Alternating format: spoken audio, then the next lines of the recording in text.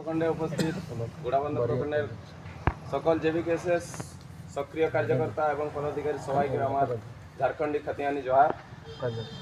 আমি শঙ্খদীপ মাহাতো কেন্দ্রীয় যুবা মোর্চার উপাধ্যক্ষ। আর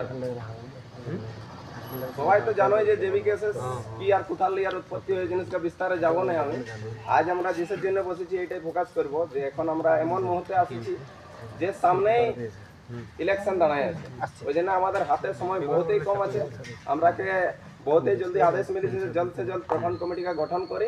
প্রখণ্ড কমিটি যে অধ্যক্ষ হবে, সচিব হবে বা যত সদস্য হবে সবার দায়িত্ব দিতে হবে করাকে যে ওরা হর একটা পঞ্চায়েতে যাই করে পঞ্চায়েত কমিটি গঠন করতে হবে। আর লবদা বললো একটু আগে যে আমাদের কাছে 7-8 ক্লাসের ছানা অনেক আছে যারা স্ট্যাটাস লাগায়, নিজের স্টোরি লাগায়। তো এই যে 7-8 ক্লাসের ছানাগুলা, আমি যখন 7-8 ক্লাসে ছিল সত্যি কথা বলতে গেলে রাজনীতি কিছু না তো বুঝতি আর নাই ইন্টারেস্ট লিতি, সত্যি কথা বলতে গেলে। কিন্তু এবার কাটের ছানা এই জন্য লিছে, ইয়ার কারণ এইটা যে জয়রাম মাহাতো নিজের ভাষণ এমন ভাবে রাখে যে হর একটা বাচ্চার লেলি করে বয়স্ক ব্যক্তির দিলে ও ঘর বানাইতে।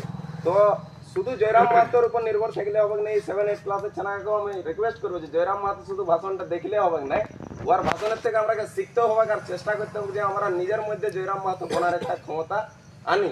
আর আনেওয়ালা সময় আমরা নিজের প্রখণ্ডের, নিজের বিধানসভার, নিজের জেলার আর নিজের অঞ্চলের নেতৃত্ব কর্তার ক্ষমতা আমরা যেমন আমাদের ভিতরে রাখি। বস এটাই অনুরোধ করবো। আর বাকি কার্যক্রম আমরা এখন আগের দিয়ে পারবো। আর ক্ষমা প্রার্থী একটু দেরি হইলো। আর আমি এখানে ভাবলি যখন আমাদের এখানে প্রখণ্ড কমিটি গঠন আছে সময় দেবো, এরপর আমার আরও একটা প্রোগ্রাম আছে যাবো। আসলে আমি একটু গুরমাহাট, ওখানে যুবা মোর্চার জেলার একটা বৈঠক আছে। তো কিছুক্ষণ সময় দেওয়ার পর যাবো। সবাইকে জোহার।